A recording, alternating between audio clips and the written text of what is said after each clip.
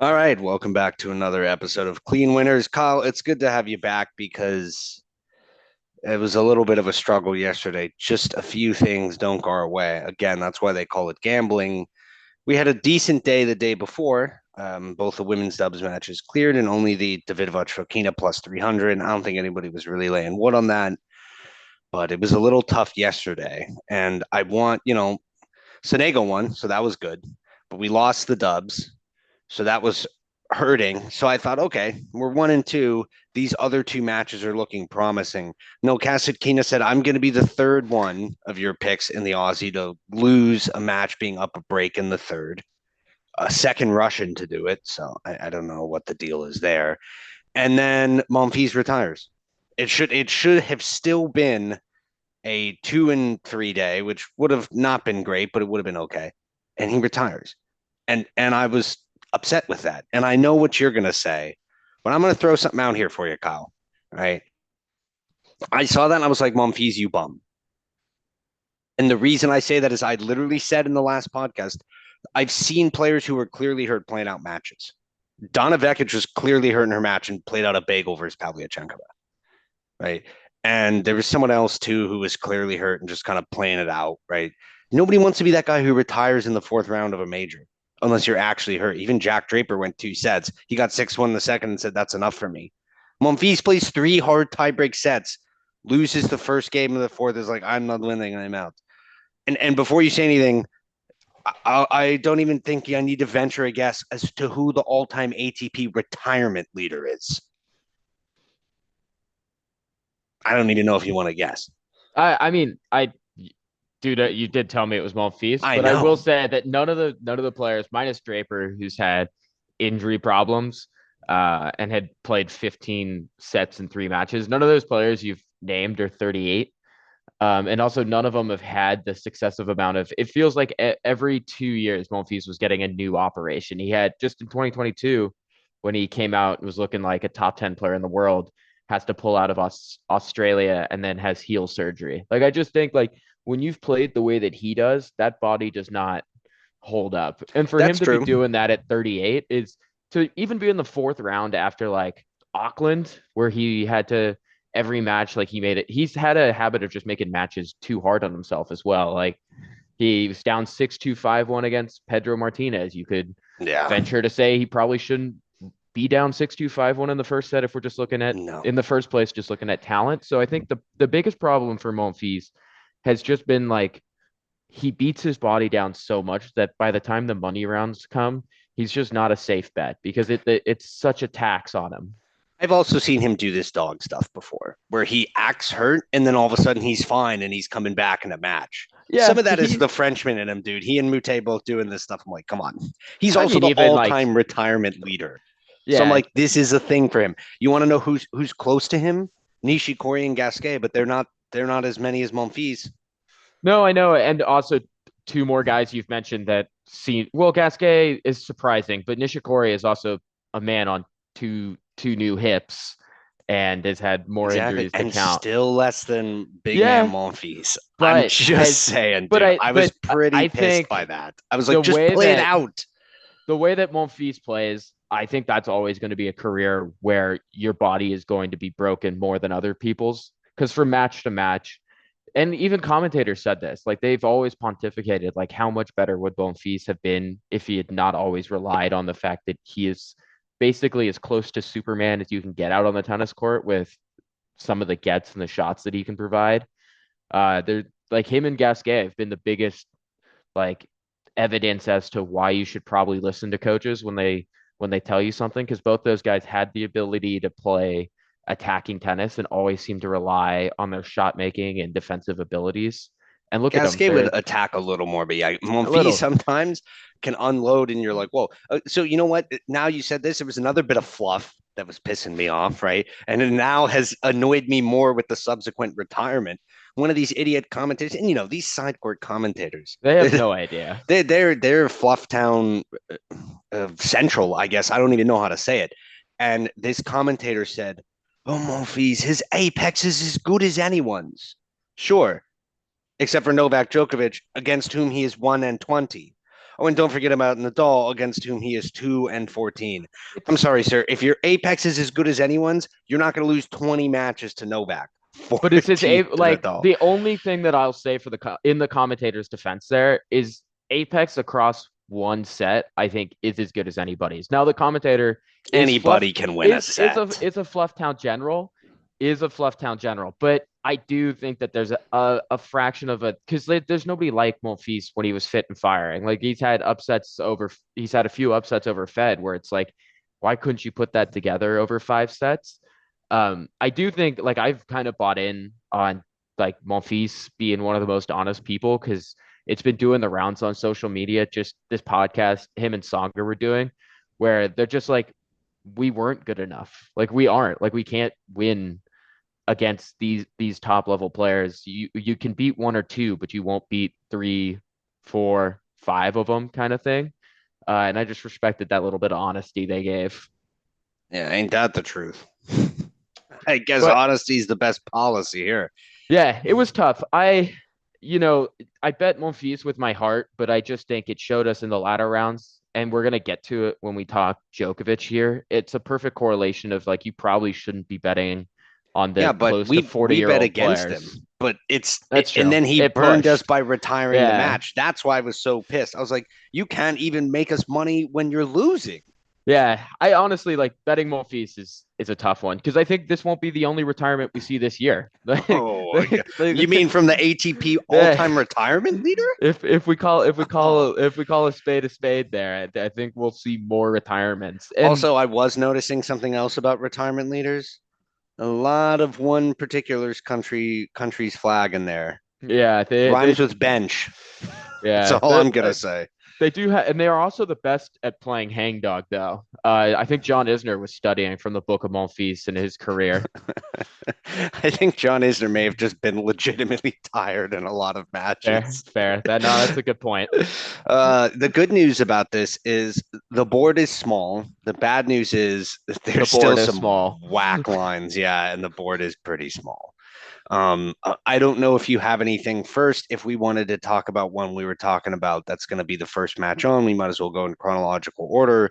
We were talking about Goff Badosa, and I'll kind of rehash some of what we were saying because I know that obviously anytime Kyle sees a dirty dog, dude, he wants to get on it. And he sees plus 290 for Bedosa and he's licking his chops.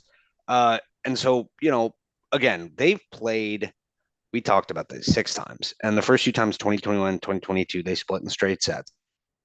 Then Bedosa won 2. And then the last time in 2023 and 2024, Goff won both in 3 sets. And so initially my thought was, well, they're going to go over on games. But as we talked about, Kyle, right? After that US Open loss to Emma Navarro, where Goff lost to her in the round of 16 in 3 sets, in a match where I don't really think she was playing her best, and Navarro certainly was playing her best. Since then, she's lost twice to Sabalenka in the semifinals of Wuhan in 3 sets, which a tournament Sabalenka won, and then to Krejcikova in the round robin of Riyadh finals that she ended up winning. This year, she's beaten Donna Vekic, housed her in straight sets. She beat Fernandez twice, 6-3, 6-2, 6-4, 6-2. Has beaten Mukova, Swiatek, Kennan, all in straight sets. The only hiccup she's had was that first set against Benchik where she got tied at 5-all and then housed her 2-1 the next 2 sets. Seeing this, I'm starting to wonder, like, can I trust Badosa though? Is the over the play? Like, because I don't know that I trust her to win. Yeah, then Like, given that slate the of results that I'm seeing from Goff. 20 and a half games, I definitely feel good on taking the over there because I just think Bedoza's game's never going to get blown out. She's the dirty dog Yeah, competitor. Like she's surprised me with just how easy she finds it to make everything back and just kind of grind her way through matches. And when I see like plus 290, I think that that's a lot of people buying into that what you're saying about Coco Gauff, saying that there's not a hope in hell. But I think there's a lot of people that are underestimating just how clinical Bedo she's had one hiccup in one of the early matches, but other than that, she's handled business. She's not made things difficult on herself. that's true. She did lose in one of the warm up tournaments to Kruger, and she was just getting out hit. I think she may have faltered in another third set matchup before that I was looking at that I was a little concerned as to like, is this going to be a thing for her faltering in three sets? She lost in Brisbane to Avanesian in three tight sets, two or three long sets, I should say. The last set wasn't tight. So I start to wonder, and she did go three sets with Kostiuk. And so I'm thinking that it's going to be something where she's going to put up a fight here. I don't think she's going to get blown out. Is it worth the plus 290? Maybe. My guess is some of that has to do with the books not wanting to like take too much action on Goff, so they put the line pretty heavy, right? Because people are going to come in and bet the hell out of Goff if she's minus 250 there. Yeah. No, that's a fair point. I think the early events, like those losses, always get an asterisk for me because a lot of it could also Mm-hmm. just be new equipment or just finding your sea legs, so to speak. And I think if Badoza finds a way to make this match a grind, she might start to break down the much improved Coco Gauff forehand. Yeah, that's true. So Goff's forehand looks I better. can see some value in playing Badoza, but if you get a little squeamish, I think it's sure money on the 20.5 games. I like the games too. I'd certainly take that because I think this is the type of thing where, let's say that first set goes to a breaker or 7-5, you're in a great position, right? That next set to then get, even if it's 6-3, right? So, and I think that's going to happen. I think there's going to be a lot of fighting out here, and certainly, even though Badosa's lost some of these third set matches, I think that has more to do with up here. I And think she gets upset. she'll have Tsitsipas in the box, and she's spoken to him being a calming influence. That's I don't know one of the how the wildest things I've heard this year, yeah other than she's Mumphy's at his apex, and yeah well love calms us all, I guess. But let's go from the men's side to the from the women's side to the men's side, and we've got Mr. America Tommy Paul against Zverev. Mr. America. It is funny with the name Tommy Ball, Yeah, American it's just tennis. like he looks like he belongs somewhere in the Midwest at a bar Isn't he where from New Jersey? is he? I never know where tennis players are from, to be honest with I you. think he is. He does seem like I'm Tommy Paul in New Jersey. It's like, oh, way to rep Yeah. America, Tommy Paul. Anyhow, I know what you're gonna say here. So I like the line for Tommy Paul, and this should honestly lend well to your dislike of Zverev by me saying I think that God. Paul might find a way to actually uh, break down and make Zverev, because again, Zverev being clutch, I'm not saying that. That's not been proven. So I think if Paul makes this interesting, you could see a little bit of faltering. And I think a lot of faltering. yeah, and Zverev has got it. Doesn't like playing Americans. He's lost to Taylor Fritz a few times. So maybe Tommy calls up his buddy, and he's like, Really? Taylor, give me something. Well, that might be a little World War II flashback for him. For those of you who like something slightly off color on this podcast, let me see. When did he play? He's played Zverev, or he's played Fritz and lost to him before. I mean, I'm sure he has. He lost to him Zverev, twice he last year, lost. right? Yeah, They kept playing two each or other, I two or felt three like. times in the importance parts of tournaments as well. Oh my God, they played five times in 2024. Is that true? Yeah, Oh my God, they did. He lost to Fritz so he beat him in the Rome Masters and then lost to him in Wimbledon, the US Open, the Laver Cup, and the Tour Finals. Oh my God, dude, that's got to be yikes. I'd hate to be waiting in Zverev's hotel room after those and can L's. I also make it interesting for you? Okay. Tommy Paul has a 2-0 head-to-head record against Zverev. When did they play? I like Uh, this. Well, the here's the thing. Tommy Paul's had two super easy matches. He played like one hard set against Carballes Baena so they've played. when he It's 7 0'd okay. him in the So tiebreaker. the last one they like the most recent was in 2022 Okay, at whoa. Indian Wells on a hard court. They've not played as many times as I would have thought, given that Hmm. they've both they've been around the block a while. But I'm taking note that both of his wins have been on outdoor hard. One in a very quick Acapulco and another on the Indian Wells courts. So two vastly different forms of hard court tennis there, and he's still come out on top. You know what I gotta say too? I think that Indian Wells is starting to more closely mimic the Aussie, just from what the players have been saying that the court has been playing slower, right? And that's part of the Yeah, reason I liked Shelton over Monfils. But I think that showed in the night match, which again, that as we about to get to the main course here of another men's match at night, I think that that'll play into it. I'm certainly interested in this, especially because they play and like still in the daytime. So I think the court being a little livelier will help Tommy Paul. I think plus 225 is too much. I initially thought this might be plus 175, something like that. So I see that. I like that. I like that a little more than Badosa, right? yeah. If Badosa was like plus 325, it'd be like, well, maybe I like that one more. I think both of these dogs are worth a play, certainly. But I think Tommy Paul is definitely gonna have a match here with Zverev. Now, I was considering the over under games, right? Just because I think it's going to be a bit of a battle. And then I checked the set lines, and I don't think that they're appetizing enough. Over 3.5 sets is minus 185. So I think they largely expect this, To be a battle. yeah, to be a battle. And if you want 5 sets, you can, bet Tommy Paul plus 1.5 sets at plus 105 if you think it's going to go 5 sets. So that's Okay. another option there, but I want to see bigger plus money. Yeah, we can sit and think about it because we're gonna go to maybe my least interesting matchup. Mm, Just because I think this one might be over quickly. mm-hmm. Sabalenka versus Pavlyuchenkova. Oh Um, yeah. I don't know how much you want to touch on this. I've just been bought in on how just dominant Sabalenka's looked this tournament. I've loved how she's playing, the intensity in which she's doing it, and she's had an easier run to me than Pavlyuchenkova. Yeah, and when Sabalenka played her last match, right? I was looking at it and I remember thinking like, okay, she's gonna house Andreeva here. Like Mira Andreeva did not look so good leading up to that, and Sabalenka just absolutely handled her. Like it wasn't even close.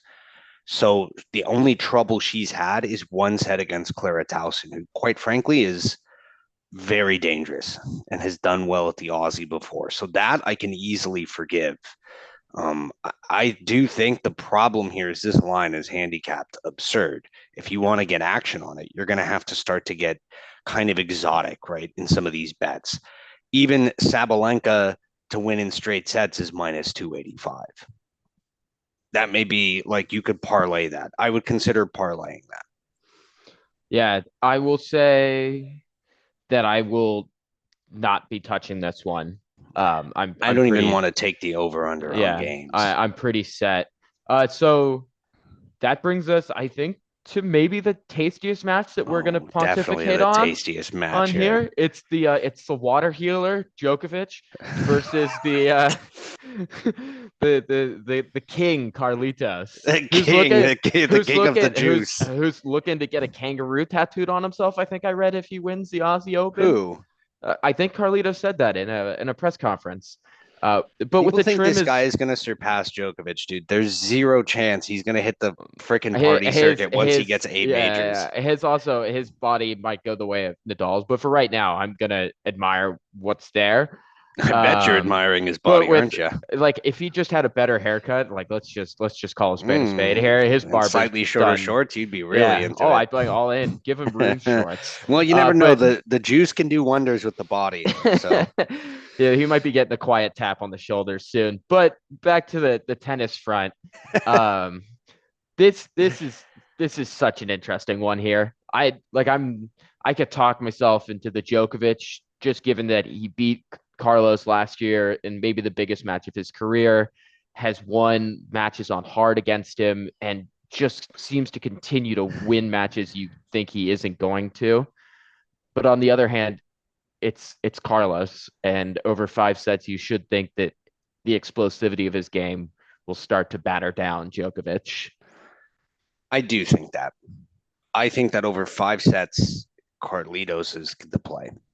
If this is a 2 out of 3 set match, I would say plus 170 is way too much for on Djokovic. Like I don't even remember the last time I saw him at that big of a plus money line. And I think there was a time maybe last year or something where he was against Carlos that much. And I think there was another match that he won where he was plus money. So it's very dangerous to be betting against Djokovic. That being said, it is a night match and the courts are going to be slower. The balls are going to be heavier.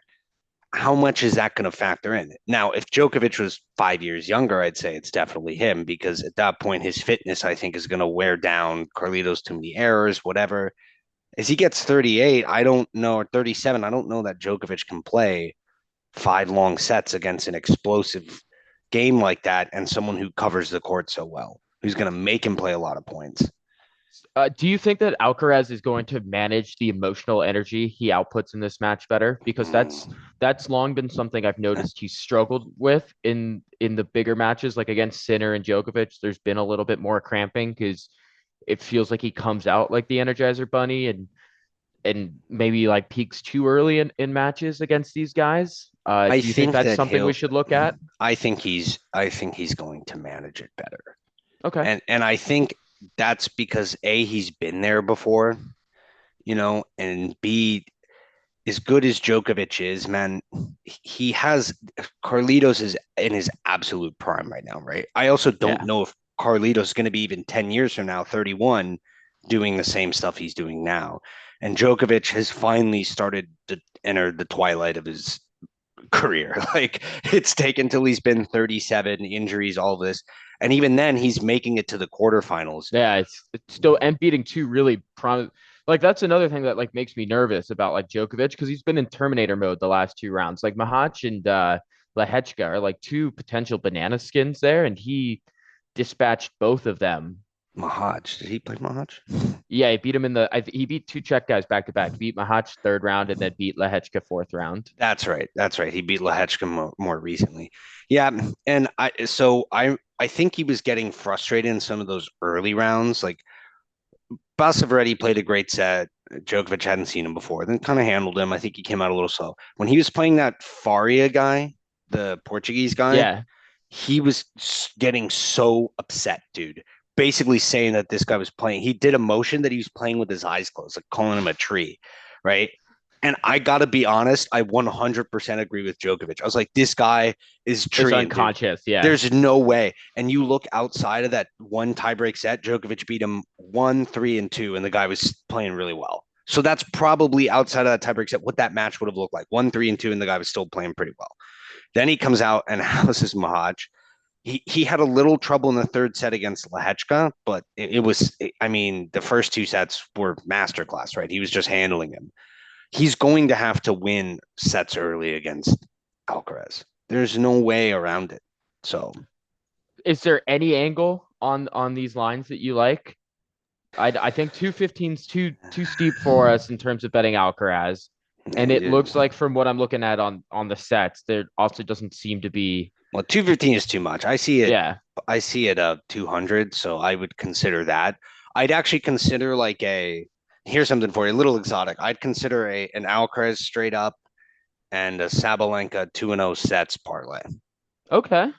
That'll get you close to even money, I believe. As a matter of fact, I'll do a rough calculation here. You should be slightly above even money with that. I just Okay. did it at minus 300, minus 200. That's even. So you should be slightly above. If that's a way that you want to get involved in these matches, that's what I would do. I think I probably would do a little of that myself. Yeah, we might have Simon's exotic corner coming up, but Oh boy. we're gonna transition from that into maybe the easiest cash on over games that the lines are giving us, and that's Emma Navarro versus Iga Swiatek here. Yeah, I agree with you here. We talked about this earlier. 18 games. Look, I get she just house Evilise. I've talked about how what a great run for Evilise as a lucky loser. She took maximum advantage of her opportunity by getting to the fourth round. That was a fantastic run. She had an easy draw and she took full advantage. And that is 2 thumbs way up for me. She ran into Iga Swiatek and, Turns out, yeah, You get the paycheck, you're okay. You're playing she's on just a house 100 money. ranked player running into Swiatek. Like it Yeah. is what it is, man. Never played like people at that level pretty much. So you just get house and it happens. I think that this is a bit of an overreaction. Like, sure, Emma Navarro struggled in some of her matches, but she has found a way and she's been going over in a lot of games. She did find a way against Casakino, who's not a bad player. Like, there, as in the words of Bo Hart here, right? They're handicapping her like she's a bum. Yeah, and like it seems like the books have forgotten that Emma Navarro is a top 10. She's A plus top 10. 850, man. Yeah, she's a top 10 player in the world for a reason. And you could I like easily that. like Yeah. you could hand wave away a lot of Swantek's results. Like the one against Raducanu, that's fine, but we've not seen a lot of Raducanu, and you could make a case that until she plays regularly, she's just an unstable element. Evilise that you mentioned, but to say that Navarro's not going to put up a better fight at number 8 in the world is quite frankly disgusting from It the betting lines. it's a little wild. You know what this is, man? And again, I'm just suspecting, right? Because I'm not a book. But I don't think you want to put it at even minus 700, right? Because then you're going to have it in tons, or 600 even. You're going to have it in tons of parlays. Like if Yeah, you put this at what I thought, maybe like minus 500 and like plus 375, plus 400 for Navarro, you might have a lot of people being like, I'm going to throw this into a parlay. I don't know. It just seems like it's like, we'll take action on Navarro, but and and you guys can lose in a tight match, but otherwise we don't really want action. Yeah, I think it's wild. I will say this though: these guys played one time in 2018. You ready for this? In the Charleston, South Carolina. So maybe it was a Daddy's Challenger for Navarro. yeah, it's that green clay event, right? I think it is. Well, this is the Challenger event that they played. This is how long Gotcha. ago? 2018. Swiatek was ranked 412. Navarro was a wild card into the event, which makes me think it was Daddy's Challenger. Yep, yep. And she was ranked 1123. So Swiatek housed her 0-2. And maybe that's what the books are looking at back when they were just. I am like, this is 7 years ago. I didn't even realize Swiatek was playing 7 years ago when she was 16 years old. She So, must have yeah. only won. She won Roland Garros at what, 18, 19 years old. So she was still pretty, still around the corner I there. mean, 16 years old, she was ranked 423. Like, this is Yeah, just that's wild, you absurdly. know? It's That's like so. Yeah. Emma Navarro was also 16 years old. Fun fact: these two were only 2 weeks apart in age. Huh. It You know, feels as though Swiatek has and been there also forever. I also think it's the way that people talk about Navarro, where they're like, she's found success. I always in my head canon, I thought Navarro was maybe 27 and had kind of found form like Paolini, like later in the career. I actually didn't know she Mhm. was the Yeah, same age as Swantek. That's crazy. yeah. And Um, I wow. would take anyhow over, definitely over on Yeah, games. I think that's the easiest cash. Now, I know I think the last three men's matches are pretty tasty and looking at it. There's two We've more, got right? the yeah, sorry, but including the Alcaraz, like three. Oh But yeah, yeah. uh we've got the next gen killer, Lorenzo Sonego versus awful clobber Shelton. Yeah. I don't. This is a tough one for me. The over under on games is 42. So the books widely expect it to be. It's the highest game total. I'm higher than Djokovic Alcaraz, which I thought was going to be the highest game total. It's still though. It's somehow minus 310 for Shelton. So that I mean, how I does think that we're at make fluff sense, right? we're at fluff territory here. Yeah, that doesn't make sense to me. Alcaraz minus 240 games. Shelton is minus 310 on 42 games. So they're telling you we think Shelton has a better chance to win, but the match is going to be longer. I don't know. But I like, is Sonego, how long can he keep the magic going, dude? How long can the Karate Kid sweep the leg, man? There's only so much juice he has left here. Speaking of which is funny because you look like Johnny Lawrence right now with that hair you got going on. Let's see. I'm is, trying to is figure it out. Lorenzo going to sweep your leg today if you take him? I think the reason why they think it's going to be the longest match is that both times that these guys played, it's gone the absolute distance. Oh, One filthy and one five in setter.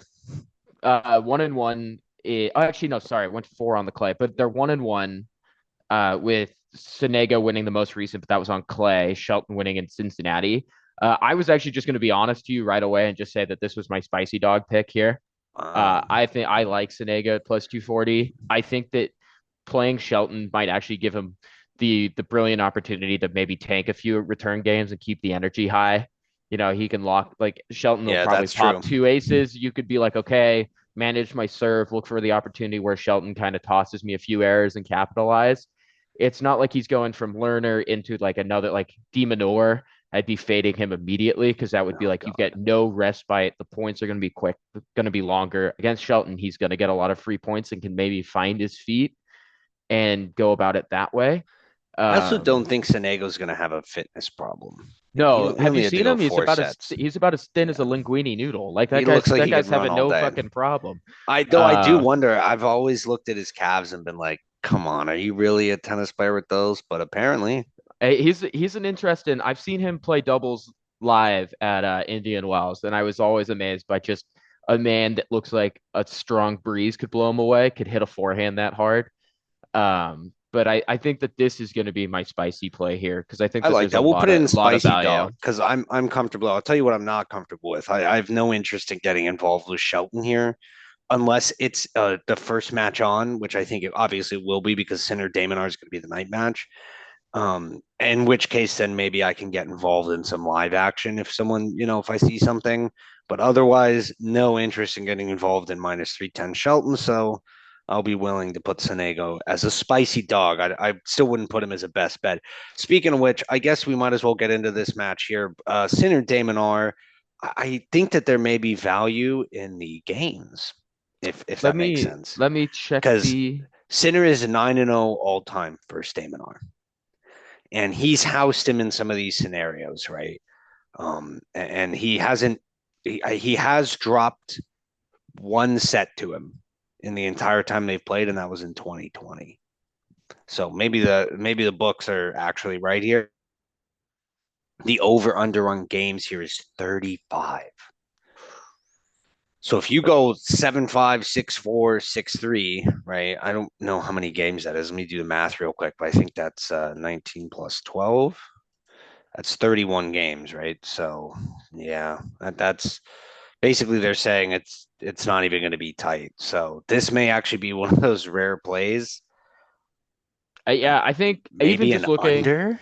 like even looking at because I was curious to see they've played once before at the Aussie Open 2 years Mm-hmm. ago, and that was 6-3 and 4, and that's probably the closest to home crowd. That's the most support that Demonor's probably going to be getting.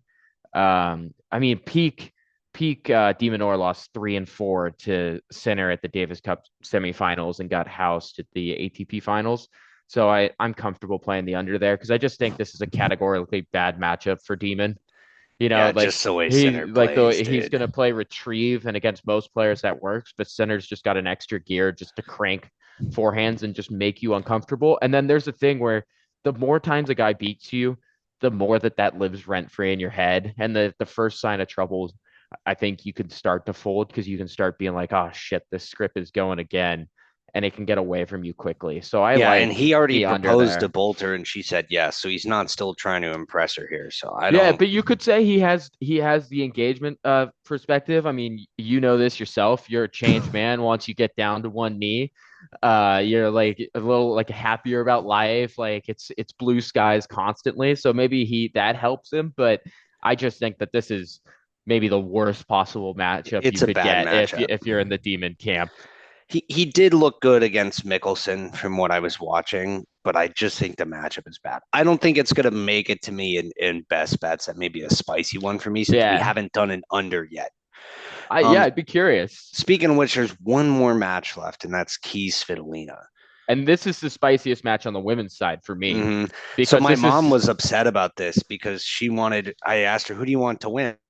She said, "Well, Keys." I said, "Well, what if Keys can win?" She said, "Well, I want Svitolina to win." oh no. So apparently, she was rather upset when my brother-in-law broke the news to her that they were Oh, indeed playing. And I told my oh, mom, I say, you really should get off the Madison Keys train because she really liked her. That's a train to despair cheering for her in majors. I know, but it's a train that just keeps chugging I along, know. and I gotta wonder. I was been so impressed the last two rounds with Svitolina, to tell you the truth. She's looked everything like Peak Svitolina has looked.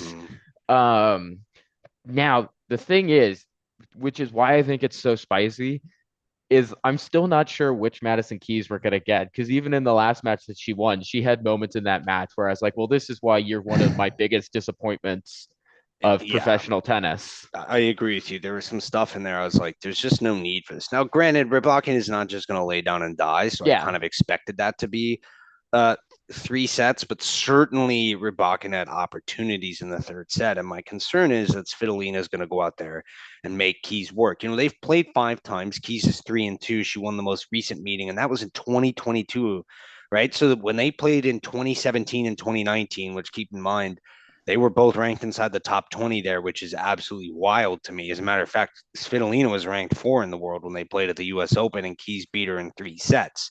Then they played again in the Aussie in 2019. Svitolina beat her in 3 sets. So when you look at them in peak form, it's looking like tight matches. Certainly, I don't think it's enough for me to say I want to get involved at minus 210 with Madison Keys. I don't know though if there's enough juice on Svitolina here either. And let's see, total games, or is that 22 and a half? So not a lot of value there either.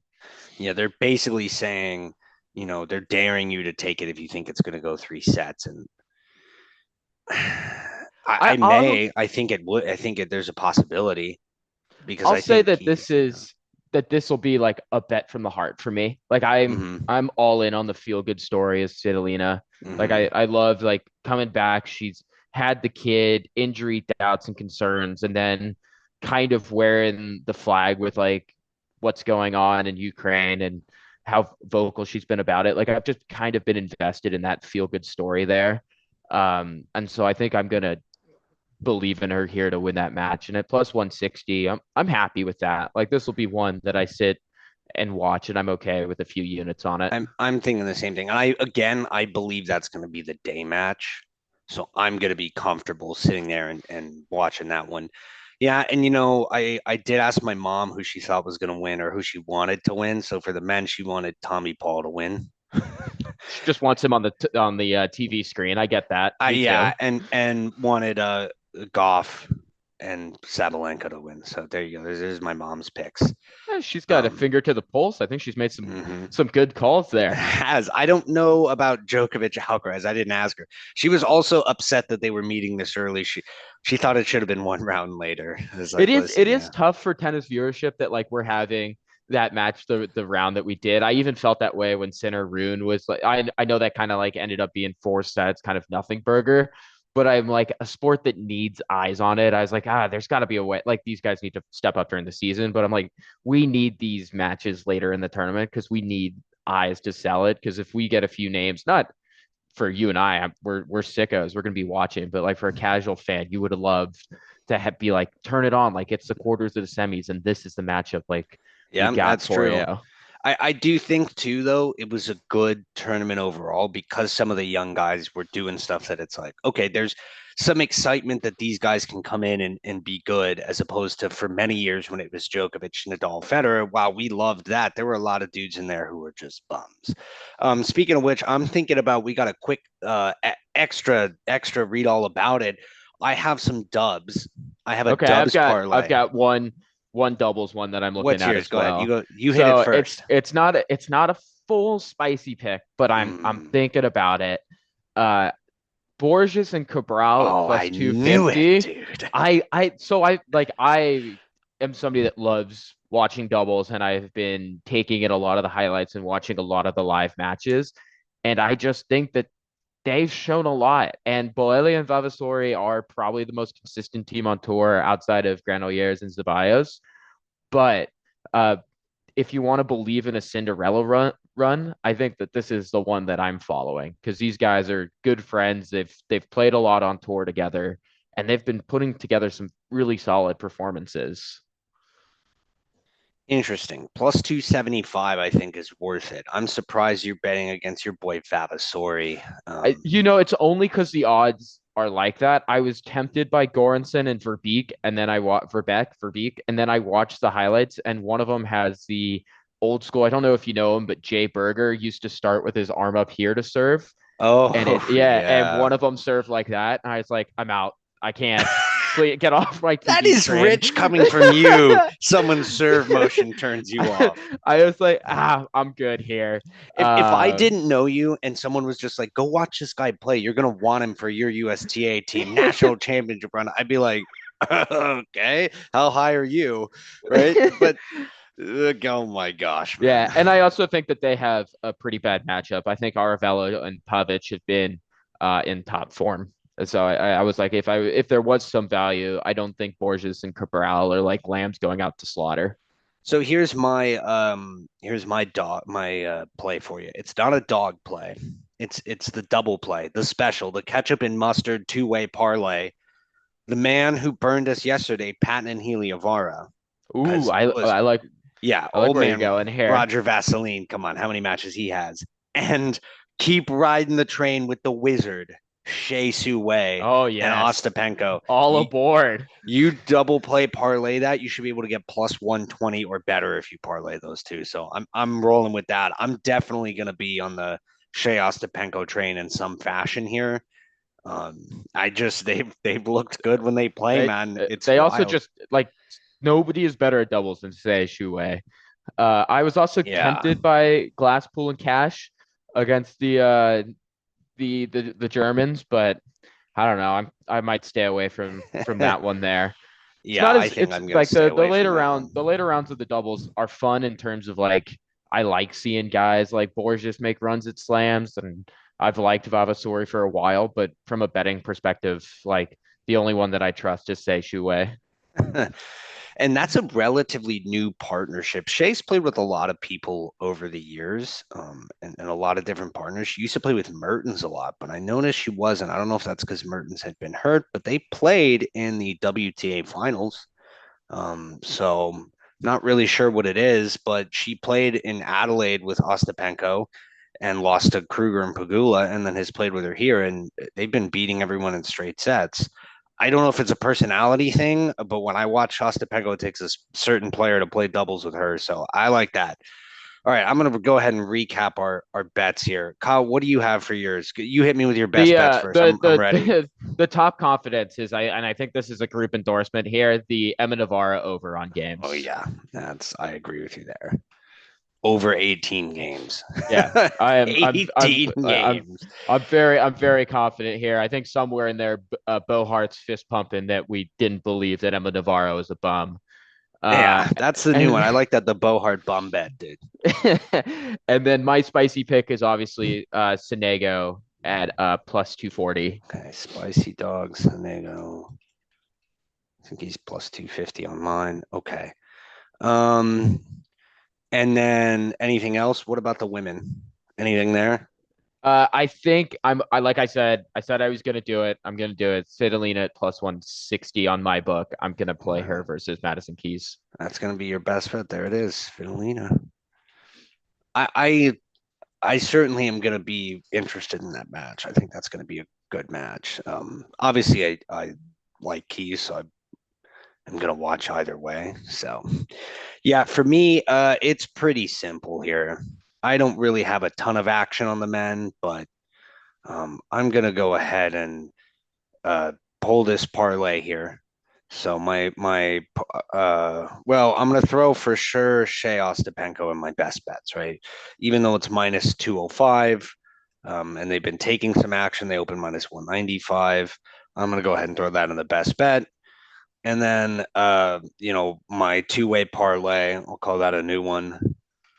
I do think Simon's it's a best exotic bet. corner. Here it comes. Well, yeah, that may be. I'm hopefully you're not envisioning something that isn't safe for work.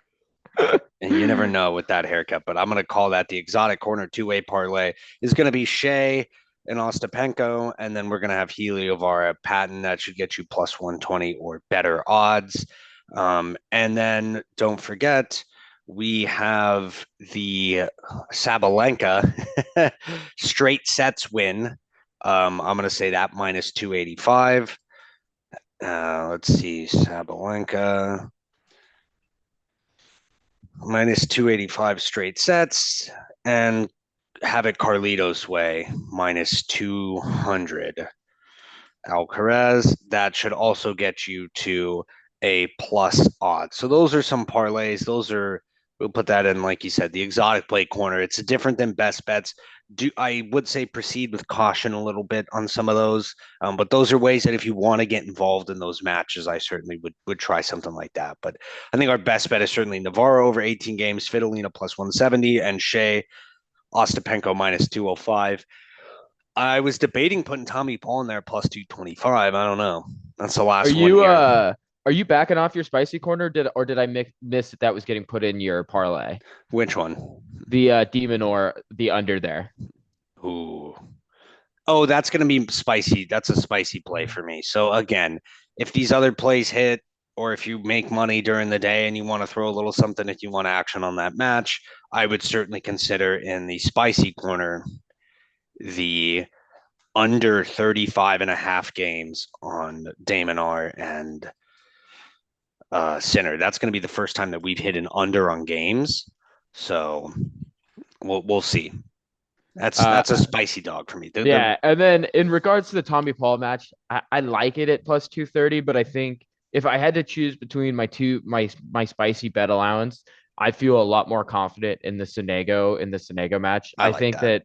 that Zverev had a difficult test against Humbert and passed that with relatively flying colors, and that's why I would be a little nervous putting on a I bet agree. there. I'm not yet convinced that Shelton is going to be able to pass that test. Yeah.